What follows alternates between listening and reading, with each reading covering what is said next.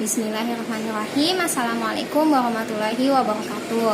Pertama-tama marilah kita panjatkan puji dan syukur kita atas kehadirat Allah Subhanahu wa taala yang telah memberikan kesempatan kepada kita sehingga kita dapat bertemu lagi walaupun hanya melalui video ini. Salawat serta salam tak lupa pula kita kirimkan kepada Nabi Muhammad SAW yang telah mengantarkan kita dari zaman jahiliyah ke zaman yang penuh ilmu seperti saat ini. Baik, sebelumnya perkenalkan nama saya Dinia Setiawati, NIM 1901010122, Program Studi Pendidikan Agama Islam, kelas A semester 5. Baik, langsung saja. Di sini saya akan mempresentasikan materi yang berjudul Pembagian Hukum Syara.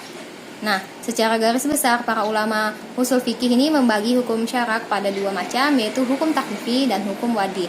Nah, hukum taklifi menurut ahli usul fikih adalah ketentuan Allah dan Rasulnya yang berhubungan langsung dengan perbuatan mukallaf, baik dalam bentuk perintah, anjuran untuk melakukan, larangan, anjuran untuk tidak melakukan, atau kebebasan memilih untuk berbuat atau tidak berbuat. Nah, hukum taklifi ini dibagi menjadi 5, yaitu wajib, mandub, haram, makruh, dan mubah.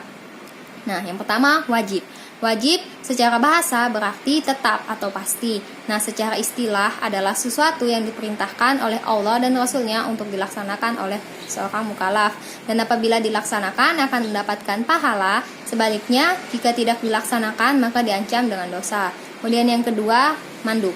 Dari segi bahasa berarti sesuatu yang dianjurkan. Sedangkan menurut istilah adalah sesuatu perbuatan yang dianjurkan oleh Allah dan Rasulnya, di mana akan diberikan pahala pada orang yang melaksanakannya, namun tidak dicela orang yang tidak melaksanakannya. Mandub ini dibagi menjadi 3 tingkatan. Yang pertama yaitu sunnah muakkad atau sunnah yang sangat dianjurkan, yaitu perbuatan yang dibiasakan oleh Rasul dan jarang ditinggalkannya.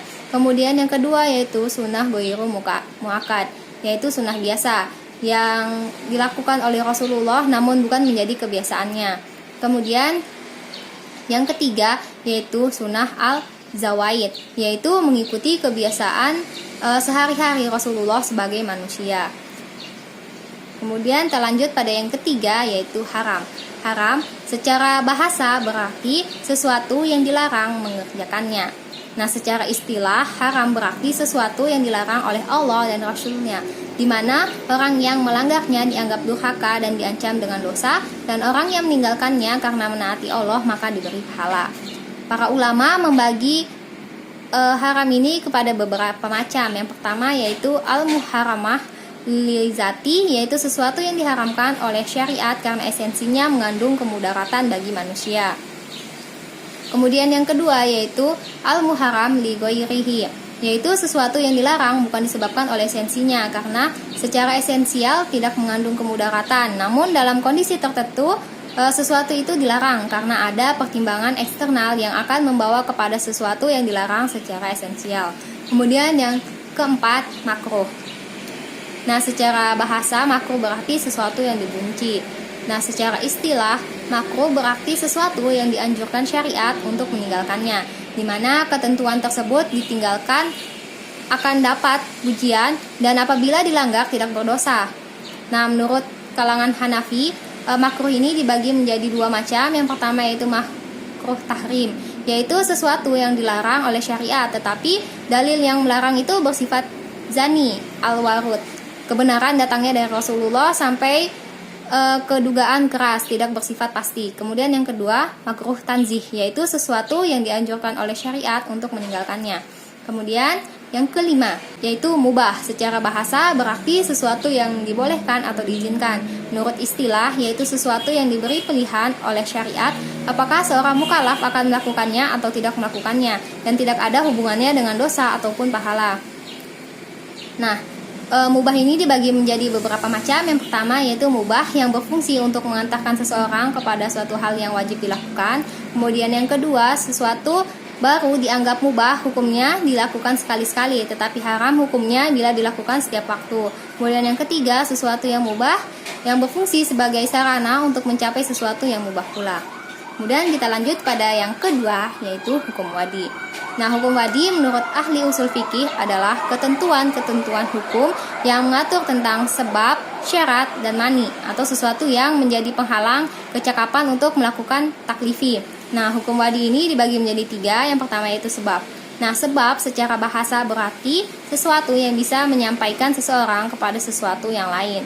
Menurut istilah yaitu sesuatu yang dijadikan oleh syariat sebagai tanda bagi adanya hukum dan tidak adanya sebab sebagian tanda bagi tidak adanya hukum. Nah, para ulama usul fikih membagi sebab ini pada 2 macam. Yang pertama yaitu sebab yang bukan merupakan perbuatan mukallaf dan berada di luar kemampuannya. Namun demikian, sebab itu mempunyai hubungan dengan hukum taklifi karena syariat telah menjadikannya sebagai alasan bagi adanya suatu kewajiban yang harus dilaksanakan oleh seorang mukallaf. Kemudian yang kedua yaitu sebab yang merupakan perbuatan mukallaf dan dalam batas kemampuannya. Selanjutnya kita lanjut pada yang kedua yaitu syarat. Nah, menurut bahasa, kata syarat ini berarti sesuatu yang menghendaki adanya sesuatu yang lain atau sebagai tanda. Menurut istilah usul fikih adalah sesuatu yang tergantung kepadanya ada sesuatu yang lain dan berada di luar dari hakikat sesuatu tersebut. Para ulama usul fikih membagi syarat ini kepada 2 macam. Yang pertama yaitu syarat syar'i, yaitu syarat yang datangnya langsung dari syariat itu sendiri. Kemudian yang kedua syarat jali, yaitu syarat yang datang dari kemampuan orang mukallaf itu sendiri.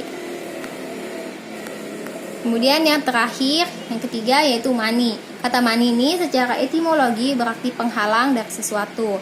Secara terminologi berarti sesuatu yang ditetapkan syariat sebagai penghalang bagi adanya atau penghalang bagi berfungsinya suatu sebab. Para ahli usul fikih membagi mani ini menjadi 2 macam, yaitu mani al-hukum, yaitu sesuatu yang ditetapkan syariat sebagai penghalang bagi adanya hukum.